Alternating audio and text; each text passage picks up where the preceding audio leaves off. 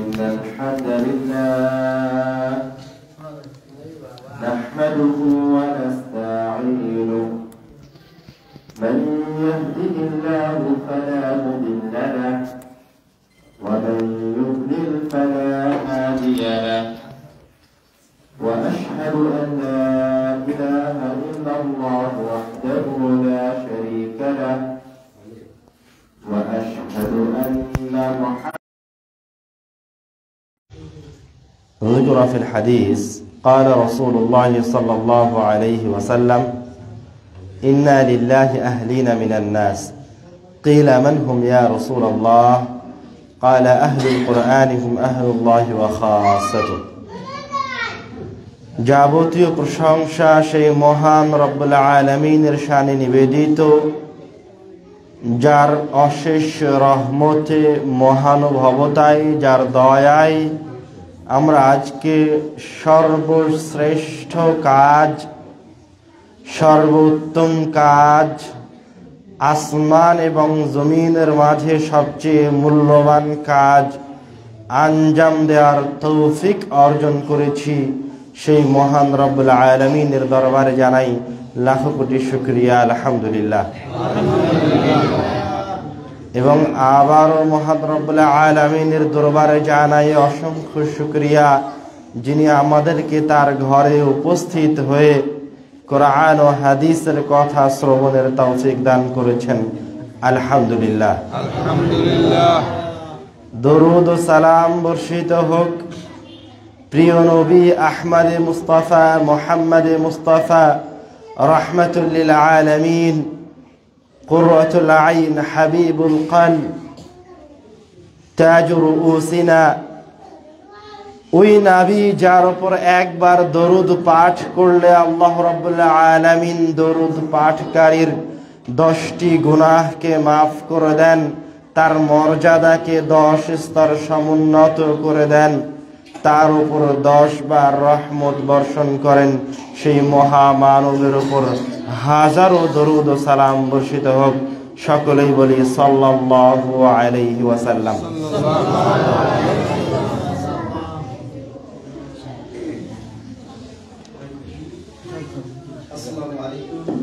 ওয়ালাইকুম আসসালাম ওয়া রাহমাতুল্লাহ। আমাদের আজকের আলোচনার বিষয়, আমাদের আজকের গুরুত্বপূর্ণ আলোচ্য বিষয় কোরআনুল কারীম, কোরআন শিক্ষার প্রয়োজনীয়তা এবং আমানত কি জিনিস।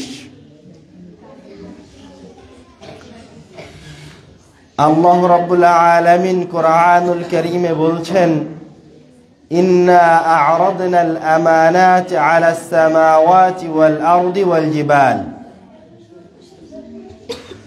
আমি আল্লাহ আমানতকে আসমান জমিন এবং পাহাড়ের উপরে আরোপ করলাম। আল্লাহ রাব্বুল আলামিন কি বলছেন? ইন্না আ'রাদনাল আমানাত আলাস সামাওয়াতি ওয়াল আরদি ওয়াল জিবাল, আমি আমানতকে উপস্থাপন করলাম আসমান জমিন এবং পাহাড় সমূহের সামনে। ফাআবাইনা আন ইয়াহমিলাহা, কিন্তু আসমান জমিন পাহাড় এরা আমানতকে গ্রহণ করতে, এই আমানতকে বহন করতে অস্বীকৃতি জ্ঞাপন করলো।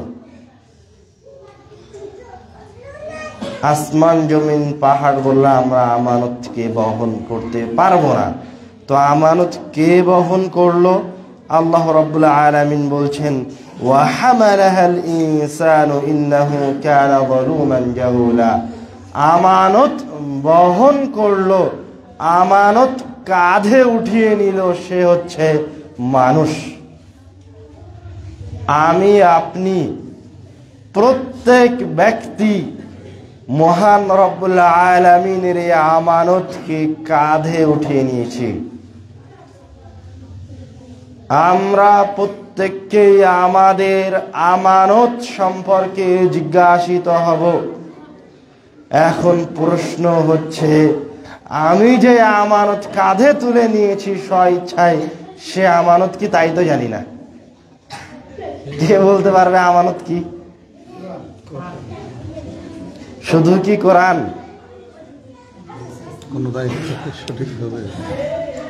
আল্লাহ রাব্বুল আলামিন দেখেন, প্রথমে একটা জিজ্ঞাসা এই আয়াত বলতেই মাথায় আসবে, সেটা হচ্ছে যে আসমান জমিন পাহাড় সৃষ্টির মাঝে সবচেয়ে আশ্চর্যজনক বড় বড় সৃষ্টি, তাই না? কিন্তু তারা কেন অক্ষমতা প্রকাশ করলো এই আমানতকে নিতে? ওরা তো আমাদের চাইতে বেশি শক্তিশালী, বেশি বড়। আর মানুষ কেন আমানতকে গ্রহণ করলো অথচ সে ছোট একটা সৃষ্টি? এটা হচ্ছে আসল জিজ্ঞাসা। এর উত্তরে সবকিছু আসবে। কেননা আসমান জমিন পাহাড় যত বড়ই হোক না কেন, ওর মাঝে এই অ্যাবিলিটি নাই যে সে আমানতকে বহন করবে। বুঝতে পারেননি? ওর এই সক্ষমতাই নাই যে আমানতকে বহন করবে। ওর এই সক্ষমতাই নাই যে আমানত কি জিনিস সেটা বুঝবে। আমানত বুঝার সক্ষমতা আল্লাহ রাব্বুল আলামিন যে সৃষ্টির মাঝে দিয়ে রেখেছেন, সেই সৃষ্টির নাম কি? মানুষ। এই জন্য মানুষ আমানতকে তার কাঁধে তুলে নিল। এবার আমানত কি জিনিস? আল্লাহ রাব্বুল আলামিন ওই আয়াতের শেষে মানুষকে ধিক্কার করে বলছে, ইন্নাহু যালুমান জাহুলা, নিশ্চয় মানুষ বড় জালেম, মানুষ বড় অত্যাচারী। জাহুলা মানুষ বড় অজ্ঞ, মানুষ বড় মূর্খ। আল্লাহ বললেন মানুষ আমানতকে উঠিয়ে নিয়েছে। মানুষ আমানতকে উঠিয়ে নিল, ভালো কথা, কিন্তু আল্লাহ রাব্বুল আলামিন এই ধমক কেন দিলেন যে মানুষ বড় মূর্খ, মানুষ বড় জালেম? কেননা প্রত্যেক ওই মুসলমান, প্রত্যেক ওই মুমিন জালেম, প্রত্যেক ওই মুমিন জাহেল যে আমানতকে রক্ষা করতে পারলো না। অনেক বড় গুরুত্বপূর্ণ কথা। এবার তো আমাকে জানতেই হবে আমানত কি জিনিস, আর আমানতকে রক্ষা করতে হবে কিভাবে। আমানতকে আপনি এবার কি দিয়ে রক্ষা করবেন তাও আল্লাহ এই আয়াতে বলে দিচ্ছেন। আমানতের খেয়ানত হবে কোন দুইটি জিনিস দিয়ে? নাম্বার 1, জলুমান, জুলুম। আমানতের খেয়ানত হবে দুইটা জিনিস দিয়ে। তার 1 নাম্বার জিনিস কি? জুলুম, অত্যাচার। জাহুলা, আমানতের খেয়ানত হবে আরেকটা জিনিস দিয়ে, সেটা হচ্ছে কি? মূর্খতা, জাহালত। আমানতের খেয়ানত হবে দুইটি জিনিস দিয়ে। এক নাম্বারটা কি? জুলুম। আর 2 নাম্বার যেই জিনিস দিয়ে আমানতের খেয়ানত হবে সেটা কি? মূর্খতা। এবার মাসলা স্পষ্ট। এবার যদি আপনি আমানতকে রক্ষা করতে চান, যদি জুলুমকে সরাতে চান আপনার কাঁধ থেকে, তাহলে আপনাকে সবার আগে কি হতে হবে? জুলুমের বিপরীতে কি? জুলুমের বিপরীতে কি? না না, জুলুমের বিপরীতে হচ্ছে আদিল, ইনসাফ করতে হবে, ন্যায় পরায়ণতা আপনার মাঝে থাকতে হবে। আপনাকে আমিন হতে হবে, আমানতদার হতে হবে। জুলুমের বিপরীত হচ্ছে ন্যায় পরায়ণতা। তাহলে জুলুমকে প্রতিরোধ করা যাবে কি দিয়ে? ন্যায় পরায়ণতা দিয়ে। আর জাহালতকে প্রতিরোধ করা যাবে কি দিয়ে? মূর্খতার বিপরীত কি? জ্ঞান। জাহালতকে, মূর্খতাকে প্রতিরোধ করা যাবে কি দিয়ে? জ্ঞান দিয়ে। এবার আপনি আমানতদার হতে পারবেন এই দুইটি জিনিসকে হেফাজতের মাধ্যমে। তার 1 নাম্বার জিনিস কি? তার 1 নাম্বার জিনিস হচ্ছে আপনাকে ন্যায় পরায়ণ হতে হবে। যখন আপনি ন্যায় পরায়ণ হবেন, তখন আপনার ভিতর থেকে জুলুম বের হয়ে যাবে।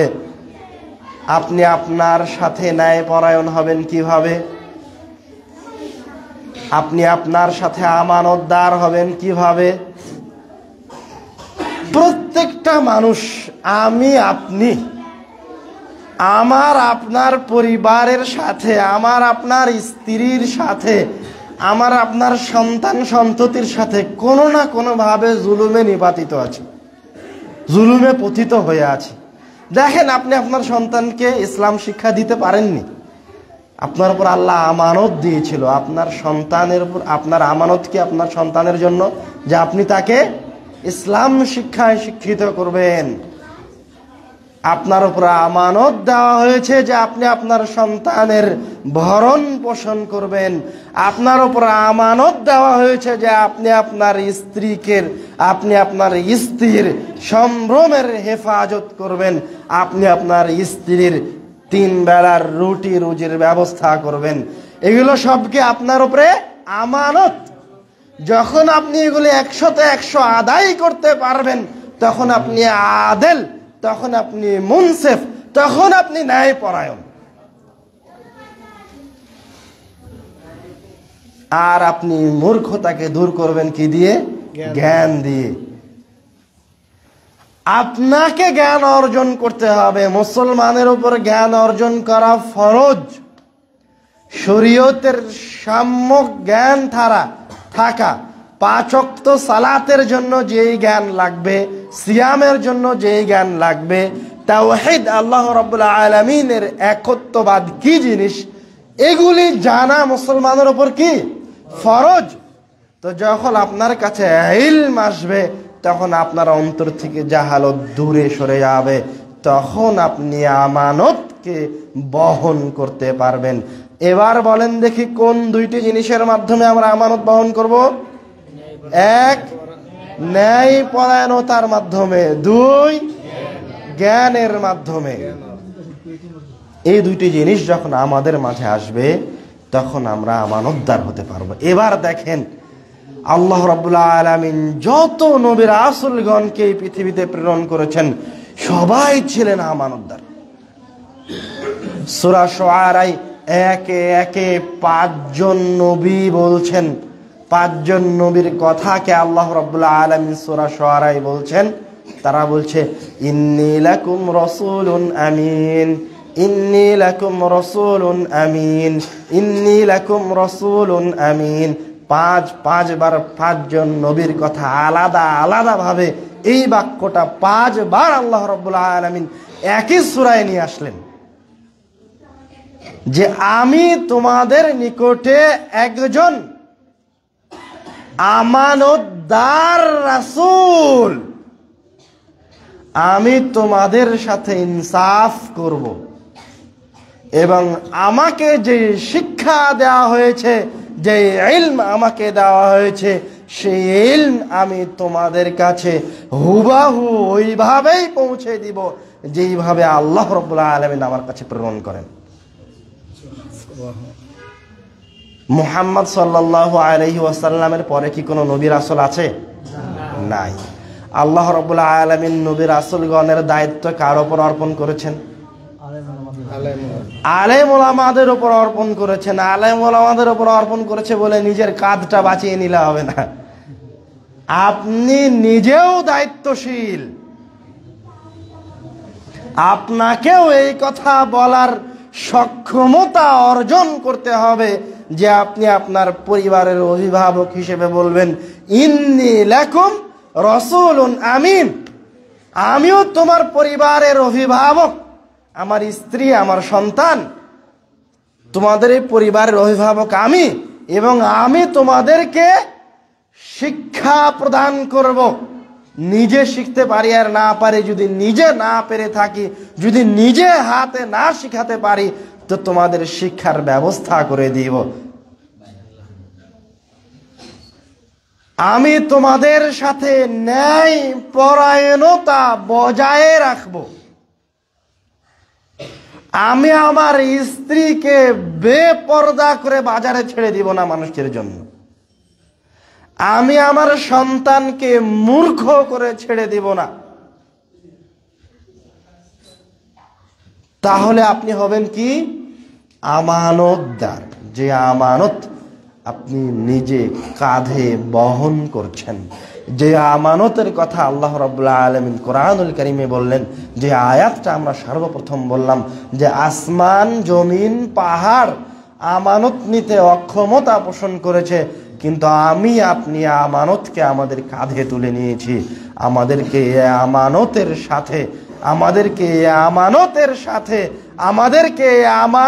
সাথে কোনোভাবে খেয়ানত করা চলবে না। যে কোনো মূল্যে জীবন বাজি রেখে হলেও এই আমানতকে রক্ষা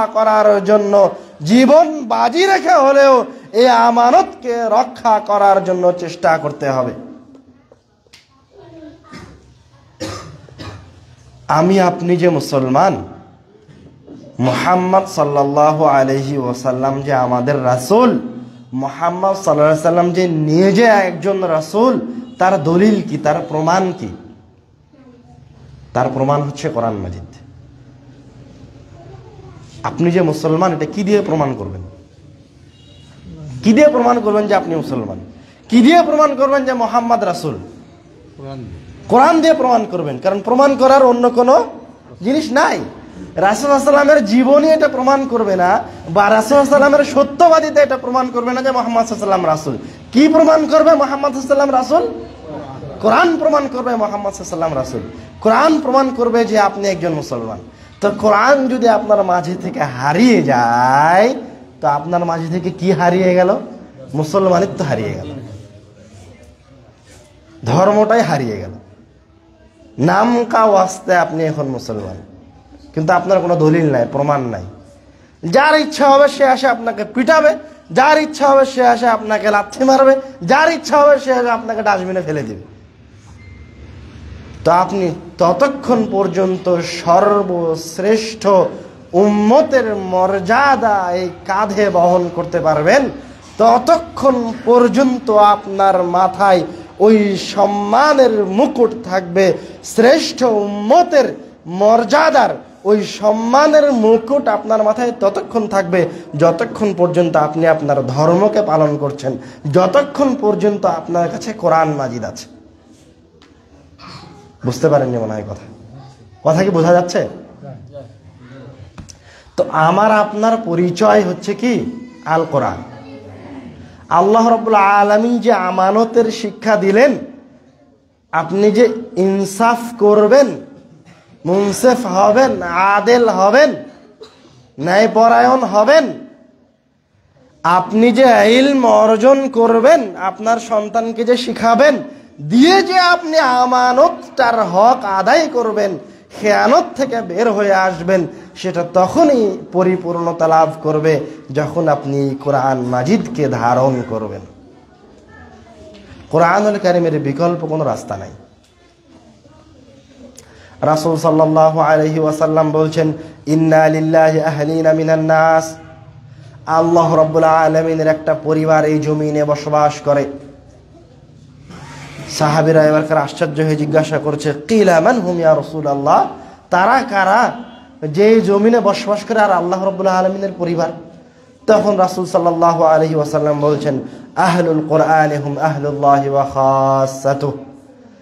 যারা অন্তরে কোরআনুল কারীমকে লালন পালন করে, যারা রাসূল যেভাবে কোরআনকে বুঝিয়ে গেছেন সেভাবে কোরআনুল কারীম বোঝার চেষ্টা করে, তারাই হচ্ছে এই জমিনের উপর বসবাস করেও মহান রব্বুল আলামিনের পরিবারের সদস্য। সুবহানাল্লাহ।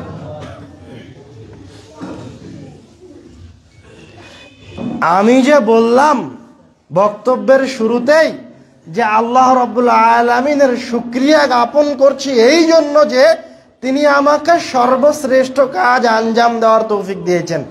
তো আমার এই মক্তব প্রতিষ্ঠা করার কাজ যে সর্বশ্রেষ্ঠ কাজ, সেটা আপনি বুঝলেন কিভাবে? কেন আমার এই কাজ সর্বশ্রেষ্ঠ কাজ হলো? কেন আমার যাবতীয় পেশার মাঝে এই পেশাই সবচেয়ে সম্মানিত পেশা?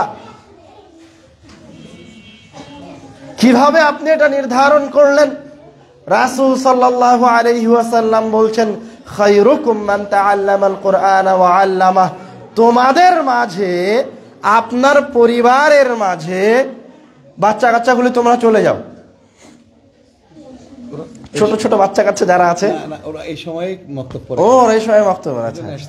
তাহলে এক কাজ করেন, তোমরা চুপ থাকো, অথবা যে যার অভিভাবক আছে সে তাকে সাথে নিয়ে থাকেন, যাতে করে আমরা সবাই আলোচনাটা মনোযোগ দিয়ে শুনতে পারি। কথা বলো না, হ্যাঁ?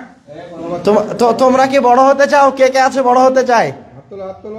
বাচ্চাদের মধ্যে কে আছে বড় হতে চায়? হাত তো দেখে সবাই উঠিয়েছে গো। হ্যাঁ, সবাই হাত উঠিয়েছে। তাহলে আপনারা চিল্লাচিল্লি করছেন কেন? হ্যাঁ, হাদিসের কথা বলার সময় চিল্লাচিল্লি করলে বড় হওয়া যাবে? কথা বলেন দেখি, হাদিসের কথা বলার সময় যদি কেউ চিল্লাচিল্লি করে তাহলে রাসূলের অপমান হলো না? তাহলে আপনারা কথা বলছেন কেন? কোরআন তেলাওয়াত করার সময় আল্লাহ রাব্বুল আলামিন চুপ থাকার নির্দেশ দেয়নি? দিয়েছে। খালি চুপ থাকার নির্দেশ দেয়নি, আল্লাহ কোরআন মাজিদে বলছে যে কেউ যদি তার মুখটা বন্ধ রাখে, কেউ যদি কোরআনের তেলাওয়াতের সময় মুখ বন্ধ রাখে আর মনোযোগ সহকারে কোরআন তেলাওয়াত শুনে, তাহলে এর বিনিময়ে আল্লাহ রাব্বুল আলামিন ওর উপরে রহমত বর্ষণ করে। তোমরা কথা বুঝতে পারোনি? কথা বুঝতে পেরেছেন? কে কথা বুঝতে পেরেছে? কে বলতে পারবে কখন আপনার উপর রহমত বর্ষণ হবে? বলেন দেখি, আপনি বলেন দেখি। হ্যাঁ পিচ্ছি, বলেন দেখি কখন রহমত বর্ষণ হবে আপনার উপরে? হ্যাঁ, যখন আপনি চুপ করে একদম মুখ বন্ধ করে আপনার বান্ধবীর সাথে কথা বলবেন না, আপনার বন্ধুর সাথে কথা বলবেন না, একদম মুখ বন্ধ করে কোরআন তেলাওয়াত শুনবেন, তখন আল্লাহ আপনার উপর রহমত বর্ষণ করবে। আর আপনি এখন মসজিদে বসে রাসূলের হাদিস শুনছেন, এখন আপনার কথা, আপনার নামটা ফেরেশতারা আল্লাহ রাব্বুল আলামিনের কাছে গিয়ে পেশ করছে যে আল্লাহ, ওই একটা ছোট্ট বাচ্চা, আসমা নামে একটা ছোট্ট বাচ্চা, মারিয়াম নামে একটা ছোট্ট বাচ্চা, মোহাম্মদ আর আব্দুল্লাহ নামে একটা ছোট্ট বাচ্চা তোমার রাসূলের কথা শুনছে। এই কথা আল্লাহর কাছে বলা হবে। তা আপনারা চান না আপনারা সম্মানিত হন, আপনারা বড় হন? চান না? চান না? তাহলে ওয়াদা করলাম, কেউ আর কোনো কথা বলবো না, ঠিক আছে? পাক্কা ওয়াদা? পাক্কা ওয়াদা ইনশাআল্লাহ। আমরা বলছিলাম, আমরা যে হাদিসে ছিলাম সেটা হচ্ছে রাসূল সাল্লাল্লাহু আলাইহি ওয়াসাল্লাম বলছেন, খায়রুকুম মান তাআল্লামাল কুরআনা ওয়া আল্লামা। আমার আপনার পরিবারের মাঝে সর্বশ্রেষ্ঠ ব্যক্তি, এই পাড়ায়, এই মহল্লায় সর্বশ্রেষ্ঠ ব্যক্তি, এই দেশে, এই পৃথিবীতে কোটি কোটি মানুষের মাঝে, বিলিয়ন বিলিয়ন মানুষের মাঝে ওই ব্যক্তি মহান রব্বুল আলামিনের কাছে সর্বশ্রেষ্ঠ। ওই ব্যক্তি মহান রব্বুল আলামিনের কাছে সবচেয়ে প্রিয়, সবচেয়ে সম্মানিত, যে নিজে কোরআন শিখে আর একজনকে শিখায়। সুবহানাল্লাহ। এটা রাসূলের মুখের কথা, আমার কথা নয়। কোরআন যে কত মহান কাজ, কোরআন যে কত মহান গ্রন্থ, এটা মানে বলে বোঝানো সম্ভব নয়। আমরা কোরআনকে স্বাভাবিক একটা কিতাব মনে করেছি। কোরআনের আয়াতকে তেলাওয়াত করতে হয় 5 ওয়াক্ত সালাতে, এটাই আমাদের ধারণা হয়ে গেছে। রমজান মাস আসলে 30 দিনে 30 পারা কোরআন খতম করতে হবে, এটা আমাদের ধারণা হয়ে গেছে। অথচ কোরআন এগুলি সব কিছুর ঊর্ধ্বে। এগুলি করেন নেকি হবে, সওয়াব হবে, কিন্তু কোরআনের মর্যাদা এগুলি সব কিছুর চেয়ে অনেক ঊর্ধ্বে, অনেক বেশি। আমি যখন কাউকে জিজ্ঞাসা করি মুহাম্মদ সাল্লাল্লাহু আলাইহি ওয়াসাল্লাম বেশি সম্মানিত না কোরআন বেশি সম্মানিত, তো অনেক মানুষ কনফিউজ হয়ে যায় যে মুহাম্মদ সাল্লাল্লাহু আলাইহি ওয়াসাল্লাম বেশি সম্মানিত না কোরআন বেশি সম্মানিত, কোরআনের শক্তি বেশি না মুহাম্মদ সাল্লাল্লাহু আলাইহি ওয়াসাল্লামের শক্তি বেশি? কোরআনের শক্তি। কার শক্তি বেশি? কোরআনের শক্তি বেশি। কোরআনের শক্তি শুধু বেশি নয়, কোরআন মুহাম্মদ সাল্লাল্লাহু আলাইহি ওয়াসাল্লামের চেয়ে লক্ষ কোটি গুণ বেশি শক্তিধর। মুহাম্মদ সাল্লাল্লাহু আলাইহি সাল্লাম তো সর্বশ্রেষ্ঠ রাসূল এই জন্য যে তার উপর কোরআন অবতীর্ণ হয়েছে, বুঝেননি? আপনি যে সর্বশ্রেষ্ঠ উম্মত, তুমি যে বলো যে আমি সর্বশ্রেষ্ঠ উম্মত, আলহামদুলিল্লাহ, তো তুমি যে সর্বশ্রেষ্ঠ উম্মত এটা কি কারণে?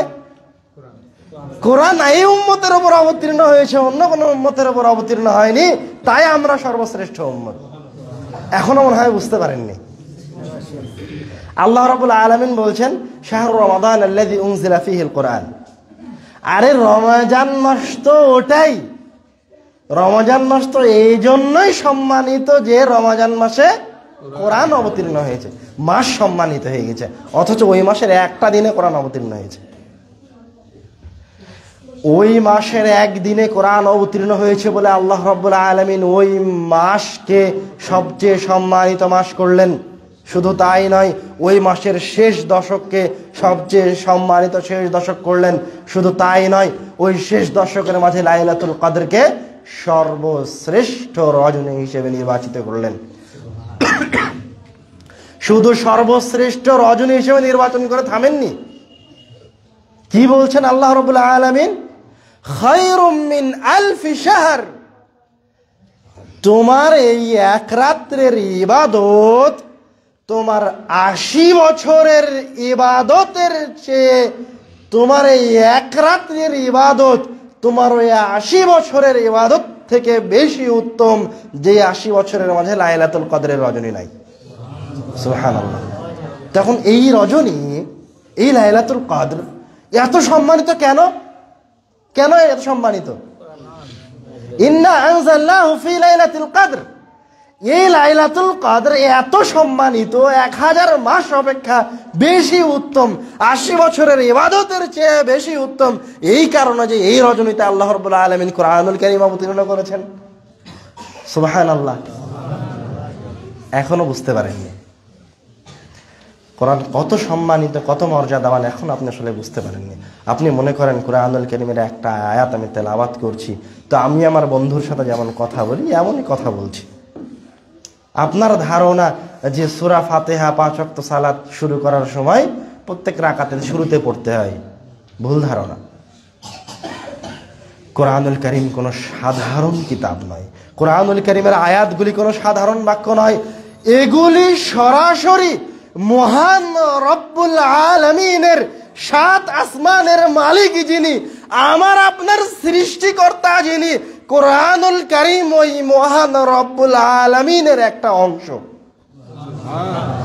আমার আপনার জীবনে এর চেয়ে সম্মানিত, আমার আপনার জীবনে এর চেয়ে, আমার আপনার জীবনে এর চেয়ে মর্যাদার কোনো কিছু নাই, সম্মানের কোনো কিছু নেই, এর চেয়ে গুরুত্বপূর্ণ কোনো কিছু নেই যে মহান রব্বুল আলামিন আমার মতো একজন নিকৃষ্ট পাপিষ্ট বান্দাকে মহান রব্বুল আলামিনের কথাগুলি বলার সক্ষমতা দিয়েছে। কখনো কল্পনা করেছেন যে আপনি আপনার মুখ দিয়ে যেটা বলছেন সেটা কার বাণী, কার কথা, কার অংশ? এত বড় নিয়ামত আল্লাহ রাব্বুল আলামিন আপনাকে প্রদান করেছেন। মহান রব্বুল আলামিন আপনাকে কত ভালোবাসে। কোন উম্মতকে আল্লাহ রাব্বুল আলামিন এত বড় নিয়ামত দেয়নি। প্রত্যেক উম্মতের উপরে কিতাব নাজিল হয়ে গেছে, কিতাব বিকৃত হয়ে গেছে, তারা আর পড়ার সুযোগ পায়নি। প্রতিপালকের মুখের বাণীটা হুবাহু বলবে, এই সৌভাগ্য কোন উম্মত অর্জন করতে পারেনি। কিন্তু আমি আপনি কত সম্মানিত উম্মাহ, কত মর্যাদাবান উম্মাহ, আল্লাহ রাব্বুল আলামিনের কাছে কত প্রিয় উম্মাহ, যে আল্লাহ রাব্বুল আলামিন আমাকে আপনাকে তার কথাগুলি উচ্চারণ করার তৌফিক দান করেছেন। শুধু উচ্চারণ করার তৌফিক দেননি, প্রত্যেকটা সূরার, প্রত্যেকটা আয়াতের, প্রত্যেকটা অক্ষরের আলাদা আলাদা মর্যাদা রেখেছেন, আলাদা আলাদা ফজিলত রেখেছেন। রাসূল বলছেন, মান ক্বারা হারফান মিন কিতাবিল্লাহ ফালাহু বিহি হাসানা ওয়াল হাসানাতু বিআশরি আমসালিহা, কেউ যদি আমার এই কিতাবের একটা অক্ষর তেলাওয়াত করে তাহলে তাকে একটা অক্ষরের বিনিময়ে 10টা নেকি প্রদান করা হবে। লা আকুলু আলিফ লাম মিম হারফ বা আলিফুন হারফুন লামুন হারফুন মিমুন হারফুন। কেউ যদি আলিফ লাম মিম তেলাওয়াত করে তাহলে তার আমলনামায় কয় নেকি লেখা হলো? 30 নেকি লেখা হলো। বসে বসে আমি এখন তেলাওয়াত করেছি, আমার আমলনামায় 30 নেকি লেখা শেষ। এখানেই শেষ নয়, রাসূল সাল্লাল্লাহু আলাইহি ওয়াসাল্লাম বলছেন, আফালা, লম্বা হাদিসের শেষের অংশ বলছি, আফালা ইয়াগদু আহাদুকুম ইলাল মসজিদ ফায়ালাম আও ইয়াকরা আয়াতাইন মিন কিতাবিল্লাহ খায়রুন লাহু মিন নাকাতাইন। তোমাদের মাঝে থেকে কেউ যদি মসজিদে গিয়ে এই একটা আয়াত, দুটা আয়াত তেলাওয়াত করে অথবা দুটা আয়াত আর একজনকে শিখিয়ে দেয়, তাহলে এই দুটি আয়াতের বিনিময়ে তার আমলনামায় সবচেয়ে দামি উঁচু কুঁজ বিশিষ্ট 2টি উটনির সমপরিমাণ নেকি তার আমলনামায় লিপিবদ্ধ করা হবে। সুবহানাল্লাহ। ওয়া সালাসুন খায়রুন লাহু মিন সালাস ওয়া আরবাউন খায়রুন লাহু মিন আরবা ওয়া মিন আ'দাদিহিন্না মিনাল ইবিল। এবং একজন ব্যক্তি মসজিদে বসে যতগুলি আয়াত তেলাওয়াত করবে, যতগুলি আয়াত আর একজনকে শিখিয়ে দিবে, প্রত্যেকটা আয়াতের বিনিময়ে একটি করে সবচেয়ে দামি উটনির সমপরিমাণ নেকি তার আমলনামায় লিখতে থাকা হবে। সুবহানাল্লাহ। 10 নেকি ছিল একটা অক্ষরের জন্য, সেটা যেখানেই পড়েন না কেন। এখন আপনি ওই আয়াতটাই আলিফ লাম মিম যে আমি মসজিদে বসে তেলাওয়াত করলাম, আলিফ লাম মিম, আমাকে 30 নেকি দেওয়ার পাশাপাশি আমার আমলনামায় এখন আরো একটা জিনিস অ্যাড করা হয়েছে। সেটা কি? সবচেয়ে দামি উটনির সমান একটা উটনির সমান নেকি আমার আমলনামায় লিপিবদ্ধ করা হয়েছে। এই হাদিস প্রমাণ করে যে কোরআন শিখার এবং শিখানোর, কোরআন শিখা এবং শিখানোর একটা অন্যতম প্রধান জায়গা হচ্ছে মসজিদ। শুধু শিখানোর জায়গা নয়, বরং রাসূল উদ্বুদ্ধ করে বলছেন, তোমরা মসজিদে এসে তোমার বাচ্চাকে কোরআন শিখাও, তোমরা মসজিদে এসে কোরআন তেলাওয়াত করো, তাহলে তোমাদের আমলনামায় আরো বেশি নেকি লিপিবদ্ধ করা হবে। ওই মসজিদে গেছিলাম, গ্রামটার নাম কি ভুলে গেলাম, লাটশালা। একজন বলছে যে কোন ব্যক্তি নাকি বলেছে মসজিদের ভিতরে মক্তব পড়া যাবে না। নাউজুবিল্লাহ মিন যালিক, নাউজুবিল্লাহ। মসজিদে নির্মাণই হয়েছে মানুষকে শিখানোর জন্য আর শিখার জন্য। মসজিদ আগে নির্মাণ হয়েছে কোরআনের জন্য, পরে সালাতের জন্য। বুঝতে পারেননি কথা? রাসূল যখন মক্কা থেকে আসলেন মদিনায়, সবার আগে তার বাড়ির জায়গাটা ঠিক করার আগে তিনি কি করলেন? মসজিদের জায়গা নির্বাচন করলেন, তার সাহাবীদেরকে ওই জায়গায় অবস্থান করলেন, শিক্ষা দীক্ষার ব্যবস্থা করলেন, ওখানে তারা সালাত আদায় করে। প্রত্যেকটা মসজিদে যেমন ভাবে সালাতের ব্যবস্থা থাকতে হবে, ঠিক তেমনি ভাবে প্রত্যেকটা মসজিদে কোরআন শিক্ষা এবং ইসলাম শিক্ষার ব্যবস্থা থাকতে হবে। এখন যদি কোনো মসজিদের কমিটি, কোনো মসজিদের সভাপতি তার মসজিদে কোরআন শিক্ষার ব্যবস্থা না করতে পারে, তাহলে কিয়ামতের দিন তার বাঁচার জন্য, কিয়ামতের দিন তার জবাবদিহিতা থেকে বাঁচার জন্য তার জন্য উত্তম হবে ওই মসজিদের সভাপতির পদ থেকে, সেক্রেটারির পদ থেকে ইস্তফা দেওয়া। কথা বুঝতে পারেননি? অন্যথায় যে কোনো মূল্যে ওই মসজিদে মক্তব, কোরআন শিক্ষার ব্যবস্থা, ইসলাম শিক্ষার ব্যবস্থা চালু করতেই হবে। আপনার মসজিদে কোরআন শিক্ষার ব্যবস্থা চালু করা, ইসলাম শিক্ষার ব্যবস্থা চালু করা আপনার ইমানি দায়িত্ব। আপনার ইমান বলবে যে এই মসজিদে মক্তব লাগবে, আপনার ইমান বলবে এই মসজিদে শুধু মক্তব নয়, শুধু কোরআন শিক্ষা নয়, ইসলামের যাবতীয় মূল হুকুম আহকামগুলি শেখানোর ব্যবস্থা থাকতে হবে। তাওহীদ কি জিনিস সেটা শেখার ব্যবস্থা থাকতে হবে। সালাত কিভাবে আদায় করতে হয় সেটা শেখার ব্যবস্থা থাকতে হবে। কি কি কাজে ওযু ভেঙে যায়, কিভাবে ওযু করতে হয় তা শেখার ব্যবস্থা থাকতে হবে। কিভাবে সিয়াম রাখতে হয়, কিভাবে সিয়াম ভেঙে যায়, এগুলো শেখার ব্যবস্থা থাকতে হবে। ইসলামের সকল মৌলিক বিষয়গুলি শিখার এবং শিখানোর ব্যবস্থা প্রত্যেকটা মসজিদে থাকতে হবে। মসজিদ এই জন্যই নির্মাণ করা হয়েছে যে এই মসজিদে সালাত আদায় করানো হবে আর মানুষকে শেখানো হবে। এখন আসেন আমাদের কথায়, কেন আমরা মক্তবকে এত বেশি ফোকাস দিচ্ছি, এত বেশি অগ্রাধিকার দিচ্ছি? কেননা এই বাংলাদেশের সকল মানুষের সন্তান সন্ততি মাদ্রাসায় পড়ে না। জামিয়া সালাফিয়া তো অনেক বড় প্রতিষ্ঠান, আহলে হাদিসদের সর্ববৃহৎ প্রতিষ্ঠান হচ্ছে আল জামিয়া সালাফিয়া, কিন্তু আল জামিয়া সালাফিয়ার মতো মানসম্মত প্রতিষ্ঠান তো আর প্রত্যেক পাড়ায় পাড়ায় করা সম্ভব নয়। যদি করা সম্ভব হয় তবুও সবার সন্তান কি মাদ্রাসায় পড়তে আসবে না। তো আপনার সন্তান ওই স্কুলে প্রবেশ করার আগেই, মাদ্রাসায় প্রবেশ করার আগেই ধর্মের যাবতীয় জ্ঞান যেন অর্জন করতে পারে সেই ব্যবস্থা থাকতে হবে। বাংলাদেশের শতকরা 98% বাচ্চা কাচ্চারা স্কুলে পড়াশোনা করে, আর 2% ছাত্রছাত্রীরা বাচ্চা কাচ্চারা মাদ্রাসায় পড়াশোনা করে। তখন 98% ছাত্রছাত্রীর জন্য যদি দিন শিক্ষার ব্যবস্থা না থাকে, তাহলে আজ থেকে 10-20 বছর পরে এই উম্মতের অবস্থা কি হবে, কতটা ভয়াবহ হতে পারে। এখন যে ভয়াবহ অবস্থা বিরাজ করছে, এটা কি কারণে? কি কারণে এই ভয়াবহ অবস্থা বিরাজ করছে? কি কারণে আপনি অপমানিত জাতি? কি কারণে আপনি অপদস্থ? আপনার শিক্ষা নাই তাই, কোরআন ছেড়ে দিয়েছেন তাই। এই দেশে স্কুল শিক্ষা ব্যবস্থায় ইসলাম নাই তো নাই, ইসলামের শিক্ষা তো বহু দূরের কথা। এখন নির্দ্বিধায় বাংলাদেশের স্কুল কলেজগুলিতে সমকামিতার শিক্ষা দেওয়া হয়। নাউজুবিল্লাহ।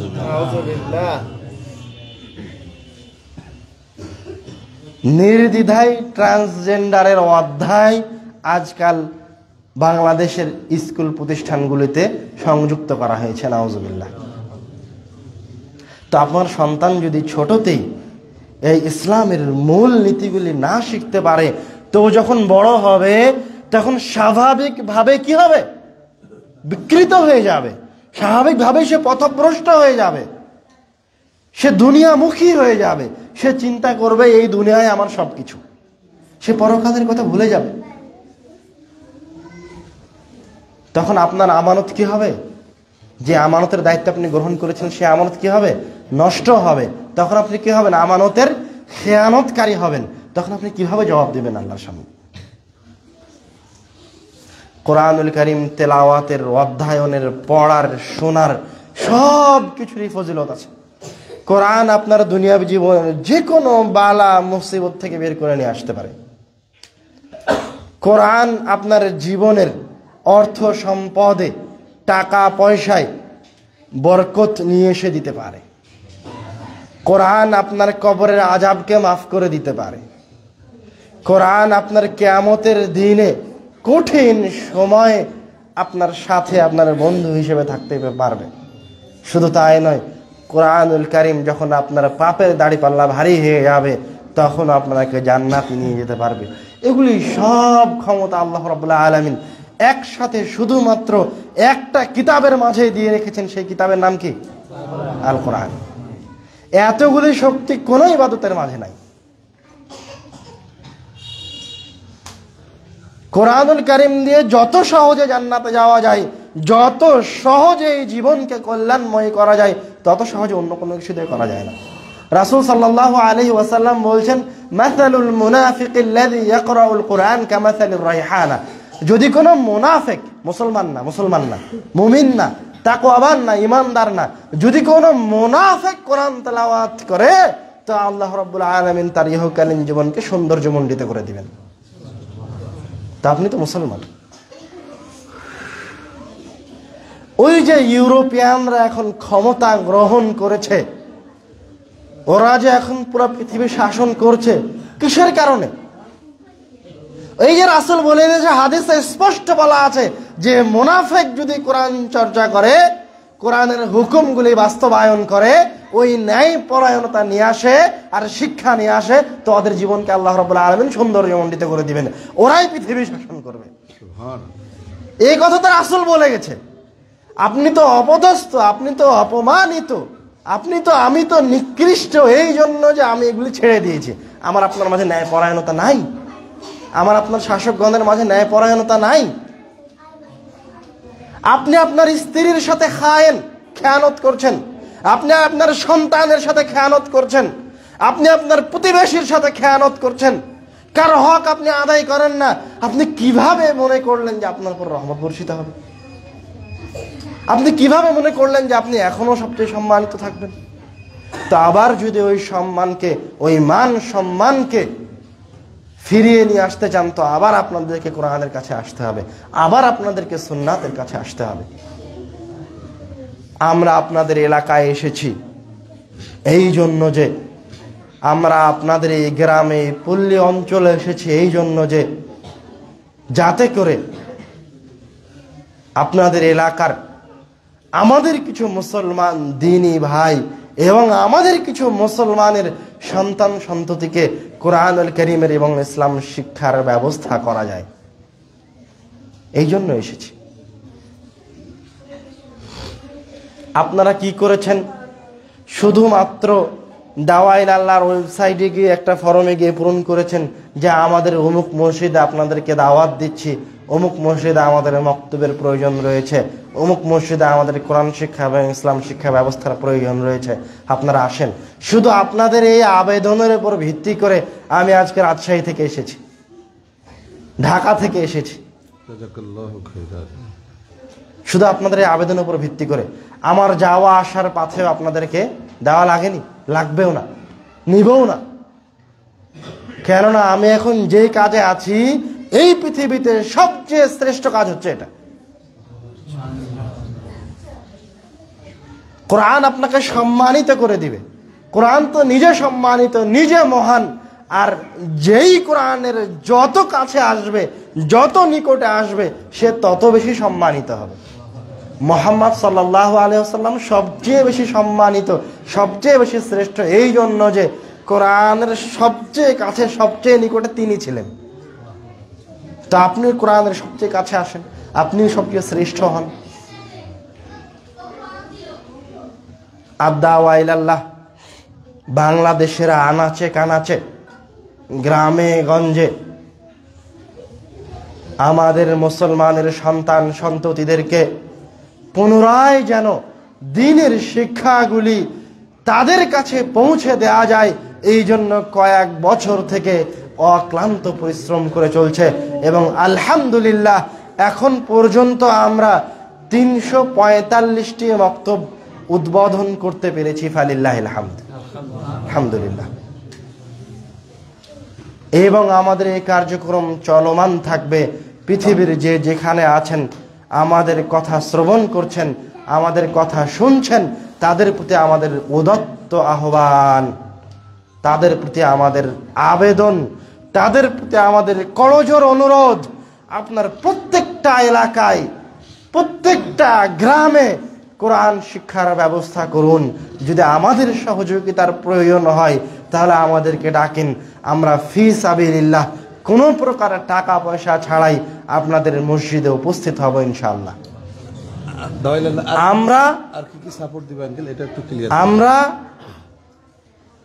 মাযহাব মানহাজ নির্বিশেষে হানাফি আহলে হাদিস, মালিকি হামালি, শাফিঈ সালাফি আহলে হাদিস, সকল মাযহাব মানহাজ নির্বিশেষে সকলের সন্তানকে এই বাংলাদেশের 100%, এই বাংলাদেশের 100% সন্তান সন্ততি যেন ইসলাম শিক্ষায় শিক্ষিত হয়, এই পরিকল্পনাকে বাস্তবায়ন করার জন্য জীবন বাজি রেখে চেষ্টা করছে।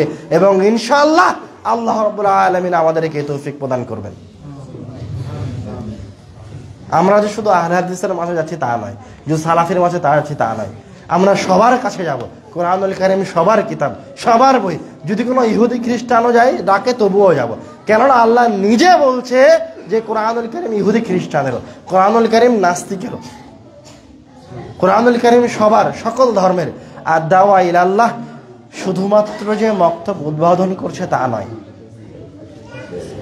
আদ-দাওয়া ইলাল্লাহ এসে আপনাদের মসজিদে এসে মক্তব উদ্বোধন করবে, আপনাদের অবস্থা দেখবে, আপনাদের অবস্থা বিবেচনা করবে, আপনাদের জন্য ইমাম নির্ধারণ করা হবে। এখানেই শেষ নয়, যে ইমাম নির্ধারণ করা হবে তাকে আমরা বিনামূল্যে পাথেয় খরচ ছাড়াই আমাদের রাজশাহী আল জামিয়া সালাফায় নিয়ে গিয়ে 7 দিন কোরআনুল কারীমের এবং ইসলাম শিক্ষার ট্রেনিং দেওয়া হবে, যে কিভাবে তা সে আপনার সন্তান সন্ততিকে দ্রুত ইসলাম শিক্ষা দিবে, কিভাবে তাদেরকে কোরআনুল কারীম শিখালে দ্রুত আপনাদের বাচ্চা কাচ্চারা কোরআনুল কারীম শিখবে। বিনামূল্যে আপনাদের ইমাম জামিয়া সালাফি যাবে, 7 দিন বিনামূল্যে থাকবে, খাবে, সকল ব্যবস্থা আছে বিনামূল্যে, শুধু আপনারা এগিয়ে আসেন। আর আরেকটা হচ্ছে, এখানে শেষ নয়, আদ-দাওয়া ইলাল্লাহ শুধুমাত্র যে আপনাদের ইমামদের ট্রেনিংয়ের ব্যবস্থা করেছে তা নয়, শুধু যে আপনাদের মসজিদে মসজিদে ঘুরছে তা নয়, আপনাদের মাঝে যারা জেনারেল শিক্ষিত তাদেরকেও ইসলাম শিক্ষা এবং কোরআন শিক্ষার ব্যবস্থা করেছে ফি সাবিলিল্লাহ বিনামূল্যে জামিয়া সালাফিয়ায়। তাদের জন্য রয়েছে, জেনারেল শিক্ষিতদের জন্য রয়েছে 20 দিনের কোর্স, ফ্রিতে থাকবে, খাবে, কোরআন মাজিদ কিভাবে তেলাওয়াত করতে হয় তাজবিদ তারতিল সহকারে কোরআন মাজিদ পড়া শিখবে, কিভাবে সালাত আদায় করতে হয়, তাওহীদ কি জিনিস, ইসলামের যাবতীয় মৌলিক বিষয়াবলী শিখবে। আল্লাহ রাব্বুল আলামিন আদ-দাওয়া ইলাল্লাহ এর কার্যক্রমকে কবুল করুন। আজকে আমাদের এই মসজিদে কয়টা মক্তব উদ্বোধন হচ্ছে? আজকে মোট 6টা মক্তব উদ্বোধন হবে ইনশাআল্লাহ। আমি এখন উপস্থিত 6 মসজিদের প্রধান দায়িত্বশীলকে সামনে আসার জন্য অনুরোধ করছি। একটু সরে, বাচ্চারা একটু সরে দাও তো, জায়গা করে দাও।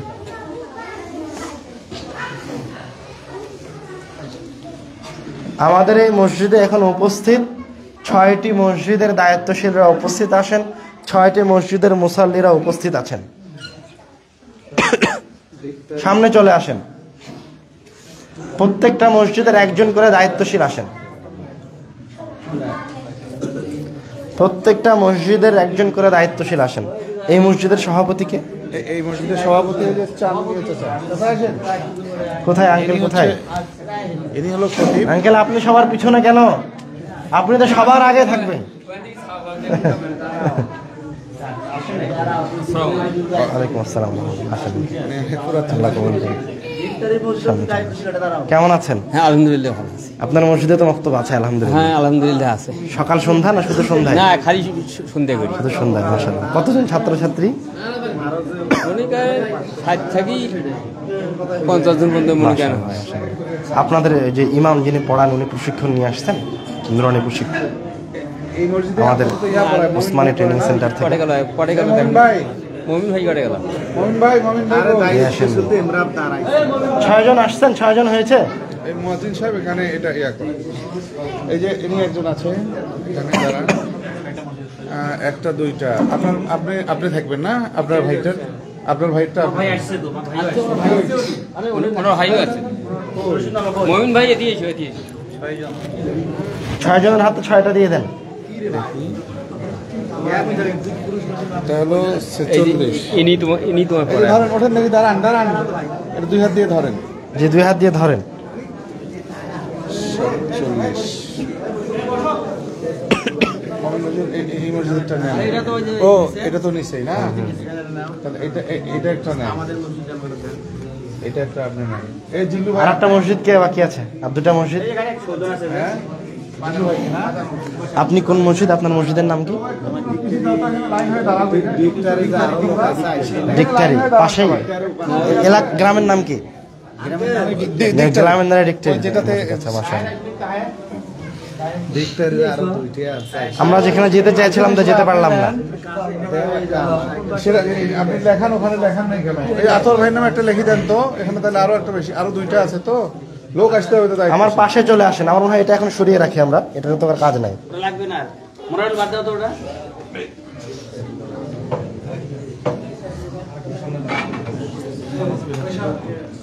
পাশে চলে আসেন। আপনার মসজিদের নাম কি? এলাকার নাম কি? সোনারায়। সোনারায়। আচ্ছা। আপনার মসজিদ? এই মসজিদে এই মসজিদের মুয়াজ্জিন। আপনি এই মসজিদের সাথে চলে আসেন, এখানে চলে আসেন।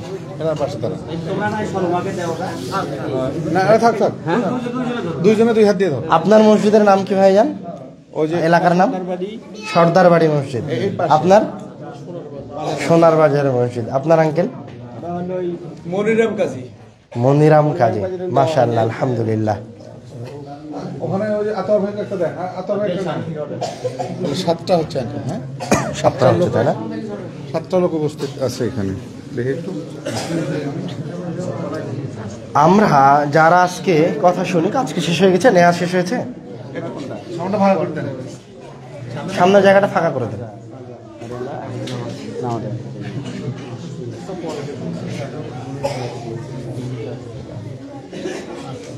মখলেস ভাই বসেন, ওদিকে বসেন, সাউন্ডটা ভালো করে দেন।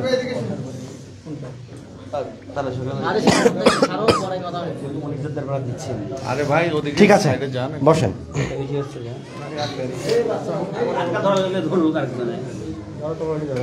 সবাই এদিকে দেখে। এইটা যে এটা সামান্য কাগজ হতে পারে, কিন্তু যেই কাজ আঞ্জাম দেওয়ার জন্য ওনারা যে দায়িত্ব কাঁধে নিয়েছেন আজকে এই আসমান এবং জমিনের মাঝে, সবচেয়ে মহান, সবচেয়ে গুরুত্বপূর্ণ এবং সবচেয়ে দামি দায়িত্ব কাঁধে নিয়েছেন। এই দায়িত্ব তাদেরকে পূরণ করতে হবে। বুঝতে পারেননি? আমাদের সাথে আছেন তো, শুনছেন তো কথা? এই যে এইদিকে, কথার উত্তর দেন। এইদিকে কে আছেন? ওইদিকে আঙ্কেল, এইদিকে আসেন, এইদিকে তাকান। আপনি এদিকে চলে আসেন, সামনে চলে আসেন, এ পাশে চলে আসেন না, এ পাশে চলে আসেন, ওইদিকে বেশি হয়ে গেছে তো। একটু গোল হয়ে নেন তো, গোল হয়ে নেন তাহলে একটু। আমরা এখন যে মসজিদ এবং মক্তবগুলির দায়িত্ব গ্রহণ করলাম, এটা আসলে আমার পক্ষ থেকে যে আমানত তা কিন্তু নয়। আপনারা যদি মনে করেন যে আব্দুর রহিম বিন আব্দুর রাজ্জাক এসে আমাদের মক্তব উদ্বোধন করে দিয়ে গেছে, আমাদেরকে আমানত দিয়ে গেছে, তা নয়। আমার আমানত তো ছোট্ট নগণ্য কোনো কিছু হতে পারে, এত বড় আমানত আমার পক্ষ থেকে হতে পারে না। এই আমানত কার কাছে থেকে? মহান রব্বুল আলামিনের পক্ষ থেকে। জীবন বাজি রেখে, দরকার হয় যদি জীবন দিয়ে দেওয়ার প্রয়োজন হয় এই মক্তব টিকে রাখার জন্য, তাহলে জীবন দিয়ে দিতে হবে।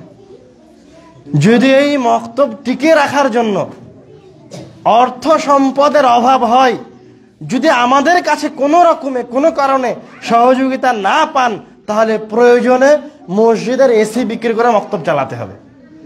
কেননা মসজিদের মক্তব ও এসির চাইতে বেশি ফজিলত সম্পন্ন এবং বেশি জরুরি।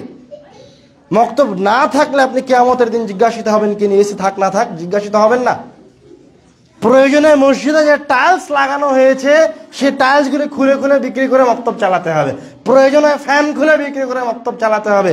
তবু কোনোভাবে কোনো উপায়ে জীবনে কারো শ্বাস থাকা অবস্থায় যেন কোনো মসজিদ বন্ধ না হয়, সেই প্রতিজ্ঞাবদ্ধ হতে হবে আমাদের সবাইকে। প্রতিজ্ঞাবদ্ধ তো ইনশাল্লাহ? আমরা কিন্তু আমানত গ্রহণ করছি, কোনোভাবেই যেন এই আমানতের সাথে খেয়ানত না হয়। আল্লাহ রাব্বুল আলামিন আমাদেরকে এই আমানতের যথাযথ এই আমানতের হক আদায় করার তৌফিক দান করুন, আল্লাহুম্মা আমিন। কোরআনের আলোকে যেন আমাদের পূর্ববর্তী, আমাদের ভবিষ্যৎ উত্তরসূরিকে কোরআনের আলোকে যেন আলোকিত করতে পারি, তাদেরকে যেন একটা শিক্ষিত জাতি হিসেবে গড়ে তুলতে পারি, আল্লাহ রাব্বুল আলামিন আমাদেরকে সেই তৌফিক দান করুন, আল্লাহুম্মা আমিন। এই বলে আমি আজকের আলোচনা এখানে শেষ করছি। সুবহানাকা আল্লাহুম্মা বিহামদিকা আশহাদু আল্লা ইলাহা ইল্লা আনতা আস্তাগফিরুকা ওয়া আতুবু ইলাইক। আপনারা যারা এক একটা মসজিদের দায়িত্ব গ্রহণ করলেন, অবশ্যই আপনাদের মসজিদের দায়িত্বশীলের মোবাইল নাম্বার এবং আপনার নাম্বার আমাদের খাতায় লিখে দিয়ে যাবেন, যেন আমরা পরবর্তীতে যোগাযোগ করতে পারি আপনাদের সাথে। এদের ট্রেনিং এর ব্যবস্থা প্রত্যেক মসজিদ এবং যারা এই জায়গায় একটা জিনিস আমি কিন্তু ভুলে গেছি, আপনাদের প্রত্যেকটা মসজিদের ইমামকে কিন্তু অবশ্যই বাধ্যতামূলক, শুনছেন তো কথা, আপনাদের প্রত্যেকটা মসজিদের ইমামকে অবশ্যই বাধ্যতামূলক রাজশাহী আল জামিয়া সালাফে আসতে হবে 7 দিনের ট্রেনিং নেওয়ার জন্য। চিন্তার কিছু নাই, সে যেই টাকা খরচ করে রাজশাহীতে যাবে, যেই টাকা খরচ করে আসবে এবং যে টাকা খরচ করে থাকবে, সম্পূর্ণ খরচ বহন করবে আদাওয়াইল্লাহ। কিন্তু যেতে হবে অবশ্যই। কেননা ওখান থেকে ট্রেনিং নিয়ে আসলে, আমি একাধিক ইমামের কাছে এই মন্তব্য শুনেছি যে ভাই আমার জানা ছিল না, এখনও ফেসবুকে গিয়ে ঢুকলে পাবেন যে ভাই আমার জানা ছিল না যে আমার সালাতের ভিতরে এতগুলি ভুল আছে, আমার জানা ছিল না যে আমার কোরআন তেলাওয়াতে এত ভুল আছে। কেননা আমাদের জামিয়া সালাফিয়ায় যারা দার্স দেয়, যারা ট্রেনিং দেয়, ওরা হচ্ছে বাংলাদেশের, হিন্দুস্তানের, ভারতের সবচেয়ে বড় বড় আলেম। বুঝতে পারেননি? ওনাদের মতো আলেম বাংলাদেশের কোনো সালাফি প্রতিষ্ঠানে, কোনো আলে হাদিস প্রতিষ্ঠানে নাই। যত বড় বড় আলেম আমাদের জামিয়া সালাফিয়ার রাজশাহীতে আছে। ওনাদের কাছে ট্রেনিং নিয়ে আসলে বুঝতে পারবে যে কিভাবে তারা আপনাদের সন্তান সন্ততিকে দ্রুত শেখাতে পারবে এবং সবচেয়ে সঠিকটা শেখাতে পারবে। আমাদের একটা বাচ্চার কোরআন শিখতে শিখতে 1 বছর সময় লাগে। তারা বলছে যে আমরা এখন যেভাবে যে পদ্ধতি গ্রহণ করলাম, সবচেয়ে পচা ব্রেনের বাচ্চাটারও সর্বোচ্চ 6 মাস সময় লাগবে কোরআন তেলাওয়াত শিখতে, সর্বোচ্চ 6 মাস। তো 1 বছর আমাদের কোনো বাচ্চা মক্তবে পড়লে ইনশাআল্লাহ পরিপূর্ণ দিন শিখে বের হয়ে আসতে পারবে। তো আপনাদের ইমামদের ওই জায়গায় যাওয়ার প্রয়োজন আছে না নাই? অবশ্যই আছে, অবশ্যই আসতে হবে। এবং অবশ্যই আপনারা সবাই নিজ দায়িত্বে কাজগুলি পালন করবেন। আপনার নাম কি ভাইজান? কি করেন? ব্যবসা আছে। আর কি করেন? কোনো কাজের সাথে জড়িত, দাওয়াতি কোনো কাজের সাথে? ওইরকম কোনো জড়িত না। কোনো মসজিদে পড়ান বা এখন? আমাদের যে আজকে 8টা মসজিদ উদ্বোধন হচ্ছে, আপনাদের সবার মসজিদে কি মক্তব আছে? আমার মক্তব আছে ইনশাআল্লাহ। আপনার মক্তব আছে আলহামদুলিল্লাহ। আর এনার তো মক্তব আছে, আপনাদের দুজনের নাই তাই না? ওনার মসজিদে আছে, আপনার মসজিদে? আচ্ছা, আপনি তো ওনার ইয়ার বদলে ধরে আছেন। যে মসজিদের জন্য ধরেছেন তাদের মসজিদে মক্তব আছে? আপাতত আছে, চলছে। তাহলে যেহেতু আপনাদের এগুলো সব মসজিদে মক্তব আছে তাই না, তাহলে আপনাদেরটাই নাই তাই না? দ্রুত শুরু করতে হবে। মসজিদের সভাপতিকে, মসজিদের দায়িত্বশীলদেরকে মক্তব চালু করতে হবে। যদি দায়িত্বশীলরা করতে না পারে, তাহলে আপনাদেরকে জনমত তৈরি করতে হবে। এলাকার মানুষ মিলে জনমত তৈরি করে প্রয়োজনে ওই কমিটিকে পরিবর্তন করতে হবে। কেননা মসজিদ নির্মাণ হয়েছে ইসলামে সালাত এবং দিন শিক্ষার জন্য। যে কোনো মূল্যে এটা বাস্তবায়ন করতে হবে। এবং আপনারা আপনাদের মসজিদের সবাইকে, ইমামদেরকে রাজশাহীতে পাঠাবেন। এই বলে আমি আমার কথা শেষ করছি। জি বলেন। আমি 5টা মসজিদে, হানাফি জামাতের 5টা মসজিদে মক্তব চালু করে দিয়েছি মাশাআল্লাহ। আর ওখানের বেতন আমরা গুলে আর কি কিছু কিছু টাকা দিয়ে দিতেছি। ওখানে ওই লোকগুলো যে শিক্ষকগুলোর আবেদন, জি, যদি আপনি আসতেন। জি, আপনারা আবেদন করেন। আমি সাহস পাইনি হানাফি জামার জন্য। এখানেই ডাকছেন, ওখানে গেলে ওরা খুব খুশি হয়। হানাফি জামাতের মাঝে আমরা যাবো, সমস্যা কি? সেই জন্য আমি আমাদের তো আগে তো হানাফিদের কাছে যেতে হবে আহলাদিসের কাছে যাওয়ার আগে, তাই না? এই জন্য আমি, আর হানাফিদের কাছে যাওয়ার আগে ইহুদি খ্রিস্টানদের কাছে যেতে হবে ইসলামের দাওয়াত দেওয়ার জন্য। এই জন্য যে যত বেশি দূরে তার কাছে যাওয়া তত বেশি জরুরি। আমি একটা প্রশ্ন করি, সেটা হচ্ছে কি, এটা বাচ্চাদের কথা তুমি বলছো তাই না, কিন্তু যারা বয়স্ক মানুষ পারে না তাদের কি হবে? না, বয়স্ক মানুষেরা বক্তব্যে উপস্থিত হবে, এখানে সেটা হইবে, অবশ্যই উপস্থিত হবে। প্রয়োজনে আলাদা ব্যাচ তৈরি করতে পারে। হ্যাঁ সেটাই। এবং আর একটা জিনিস এই জায়গায় ছুটে গেছে, আসলে অনেক কথা তো মাঝে মাঝে ছুটে যাচ্ছে। আমাদের দিন শিক্ষা কোর্স আছে 20 দিনের, যেটা জেনারেল শিক্ষিতদের জন্য। ওই জায়গায় আপনাদের মতো অনেক বয়স্ক মানুষ আসে যারা 20 দিনের কোর্সে আসে। তো আপনারাও কেউ যদি চান যে ওই 20 দিনের কোর্সে আসবেন আল জামিয়া সালাফিয়ায়, তো আসতে পারেন, কোনো সমস্যা নেই। যে কোনো বৃদ্ধ মানুষ, বয়স্ক মানুষ 20 দিন থাকতে পারবে, এরকম হিম্মত আছে, আসতে পারে। কিন্তু আসার আগে যোগাযোগ করে আসতে হবে, ফর্ম পূরণ করতে হবে। ফর্ম পূরণ করতে টাকা লাগবে না, ভয় নাই। শিক্ষার্থীদের মাঝে কায়দা, ওই যে যেটা আমাদের, আর আপনারা সবাই ওই যে একটা করে কায়দা, একটা করে আলে ইতিসাম পত্রিকা, একটা করে ক্যালেন্ডার, এগুলি নিয়ে যাবেন। মুবিন কই দিয়েছো সবাইকে? আচ্ছা ঠিক আছে, ওই বইগুলো সবাই হাতে নেন তো ভাই, সবাই হাতে হাতে দেন বইগুলো। ওই যে ওই আমরা আবার আসবো গাইবান ভাই, ওটা একটা শিডিউল তৈরি করেন, আসবো ইনশাআল্লাহ। আমরা যদি নিয়ে যাই, হ্যাঁ নিয়ে যাবেন, অসুবিধা নেই, নিয়ে আসতে পারবেন, কোনো সমস্যা নেই। আমি কথা বলবো, যান আপনি নিয়ে যান, কথা বলে নিয়ে আসতে পারবেন। এবং ওনাদের মসজিদেও আমরা যাবো, তার নামটা দেবো আমি। ওই যে কি বলছো, হ্যাঁ নেন, ওই মসজিদের কি